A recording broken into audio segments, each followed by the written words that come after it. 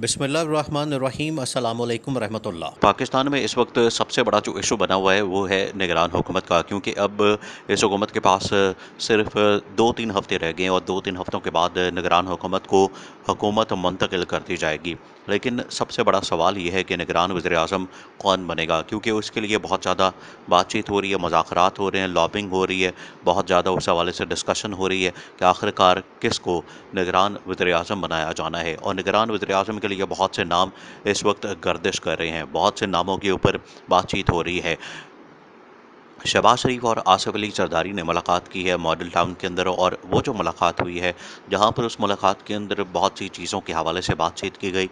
एक तो ये बात की गई कि इलेक्शन किस वक्त करवाने हैं, असम्बलियाँ किस वक्त डिसॉल्व करनी है, किस वक्त इलेक्शन की तारीख होनी चाहिए, किसको हुकूमत कहाँ पर मिलनी चाहिए, आगे पावर शेयरिंग फार्मूला क्या करना है, सीट एडजस्टमेंट और जो इंतखाबी अलाइंस है, जो इंतखाबी इत्तेहाद है, वो किस तरह से चलाना है। साथ ही साथ जो निगरान वज़ीर-ए-आज़म है, उसके नाम के ऊपर भी गौर किया गया, उसके नाम के ऊपर भी बातचीत की गई। अब आपने इस मामले को समझना है कि अंदर जो मुलाकात के बातचीत हुई है, वो कौन सी वो कौन से नाम के ऊपर आखिरकार इत्तेफाक पाया गया है और कौन से नाम के ऊपर डिस्कशन की गई है। देखिए, जो शहबाज शरीफ या आसिफ अली जरदारी या पीपल्स पार्टी है, जो पीडीएम की 13-14 जमातें हैं, वो असल में चाहती हैं कोई ऐसा बंदा, ऐसा शख्स आ जाए जो कि हमारी मर्जी का आदमी हो।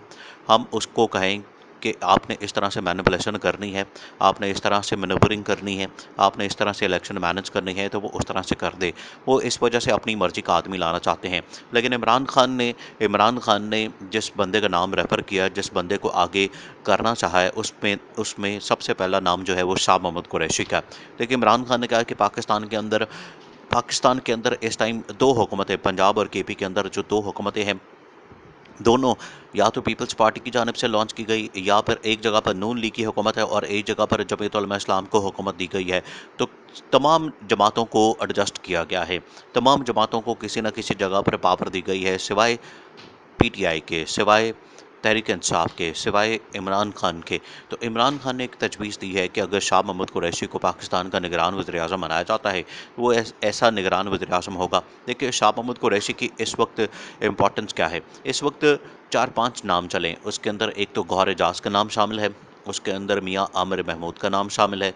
अब उसके अंदर एक नया नाम, नजम सेठी की बीवी मोहसिन जुगनू का नाम भी शामिल कर दिया गया है कि उसको भी निगरान वज़ीर-ए-आज़म बनाया जा सकता है।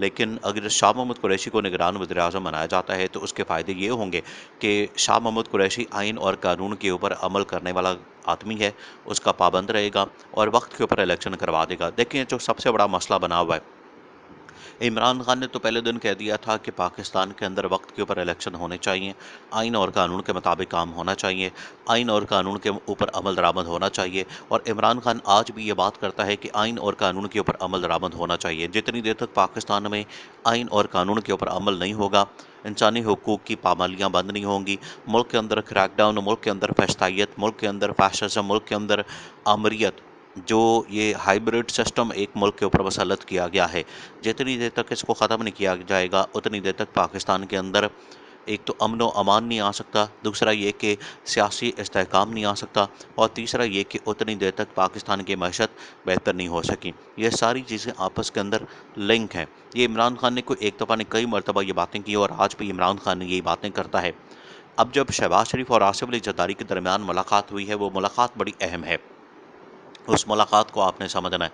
देखिए, उस मुलाकात में ये बात डिस्कस की गई है कि हमने जनरल आसिम को तो लगा दिया। अब नून लीग की जानिब से ये बात की गई है कि हमने जनरल आसिम को तो लगा दिया है। इसी तरह से पीपल्स पार्टी कहती है कि आपने जनरल आसिम को लगा दिया है। अब अगर इलेक्शन डिले हो जाते हैं, इलेक्शन आगे कर दिए जाते हैं, इलेक्शन को आगे ले जाया जाता है या निगरान हुकूमत को लंबा खींचा जाता है, तो उस सूरत में हम फिर क्या करेंगे? उस सूरत में हमारे पास क्या ऑप्शन होगी? उस सूरत में हमें क्या करना पड़ेगा? और यही वो एक दूसरे से सवाल कर रहे थे कि उस वक्त हमने इलेक्शन ना करवा के, उस वक्त तो हमारे बड़े फ़ायदे में था।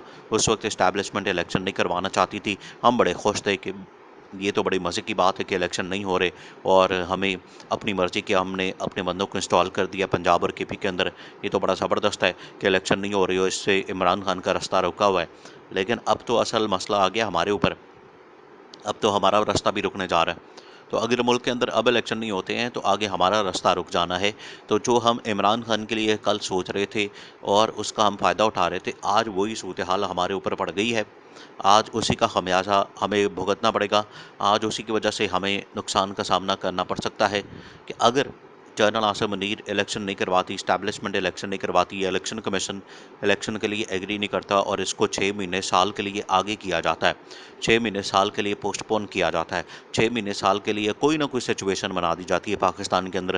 वो सिक्योरिटी की सिचुएशन हो सकती है, वो इकोनॉमिक सिचुएशन हो सकती है, वो कोई भी बहाना हो सकता है, कोई भी रीज़न हो सकती है। जिस तरह से इस हुकूमत ने, पीडीएम हुकूमत ने 100 बहाने मारे थे कि हमारे पास बजट नहीं, हमारे पास पैसा नहीं, हमारे पास हम लुट गए, मारे गए, बर्बाद हो गए, हमारे पास सिक्योरिटी नहीं, बंदे नहीं, मुल्क में सैलाब आ गया, मुल्क में तबाही और बर्बादी हो गई है, मुआशी तौर पर हम बर्बाद हो गए हैं, और रोना पिटना इन लोगों ने डाला हुआ था और इलेक्शन से भागने के लिए 100 बहाने ये मारते थे। आज इनकी ये हालत हो गई है कि अब ये इलेक्शन से भागने के लिए जो उस वक्त बहाने मारते थे, आज यही बहाने इनके ऊपर इस्तेमाल किए जाने, और आज अगर इलेक्शन नहीं होते तो ये मुस्तकिल पावर से बाहर हो जाने, मुस्तकिल तौर पर। और वैसे भी अब ये ऑप्शन नहीं है। अब ना तो नून लीग के अंदर शहबाज शरीफ ऑप्शन है, ना नवाज शरीफ को एक्सेप्ट किया जाना है, ना ही पीपल्स पार्टी के अंदर शरीफ ख़ानदान के बाद आसिफ ज़रदारी ख़ानदान को इस्तेमाल किया जाना है, ना वो ऑप्शन है, ना बिलावल को चेक किया जाना है, ना बिलावल को ये ओहदा मिलना है, ना ना आसिफ ज़रदारी को ओहदा मिलना है, इसी तरह से मरियम नवाज को ओहदा नहीं मिलना, इसी तरह की मौलाना की पार्टी। तो अब कोई नया ऑप्शन निकाला जाना है, नया ऑप्शन। देखिए, नए ऑप्शन के ऊपर भी सबसे बड़ा मसला बना हुआ है कि वो कौन सा लाया जाए। जहांगीर तरीन को लॉन्च किया गया, जहांगीर तरीन की पार्टी इस टाइम उसकी खुद मरने वाली हालत हो गई है, खुद वो पहले ही दफन हो गई है, वो लॉन्च होने से पहले ही डेड ऑन अराइवल। जो शाह मोहम्मद कुरैशी ने बड़ी ज़बरदस्त बात की थी, शाह मोहम्मद कुरैशी ने जब आईपीपी इस्तेहकाम पाकिस्तान पार्टी से मुतल्लिक बात की, तो शाह मोहम्मद कुरैशी ने कहा था कि ये डेड ऑन अराइवल है, मतलब ये पहले ही फौत हो गई है, पहले ही तबाह बर्बाद हो गई है, लॉन्च होने से पहले ही ये फारग हो गई है। तो इस पार्टी से क्या निकला? कुछ भी नहीं निकला। तो आज कोई ऑप्शन आपको इमरान खान के अलावा नज़र नहीं आ रही। निगरान हुकूमत आती है, निगरान हुकूमत के अंदर किसको कितना हिस्सा मिलता है ये इतना अहम नहीं है, लेकिन सबसे अहम चीज़ ये है कि पाकिस्तान के अंदर इलेक्शन करवा किए जाएँ, पाकिस्तान के अंदर इंतखाबात करवा दिए जाएँ और आवाम को मौका दिया जाए, आवाम को ये फैसला करने का हक दिया जाए कि वो किसको मंतखब करना चाहते हैं। अगर वो सही तरीके से फ्री एंड फेयर इलेक्शन होते हैं और आवाम अपना हक इस्तेमाल करते हैं इंतखाबात के अंदर वोट का, तो उसके नतीजे में ज़रूर ज़रूर इमरान खान 2/3 मेजॉरिटी लेके बड़ी ही आसानी से वज़ीर आज़म बन जाएगा।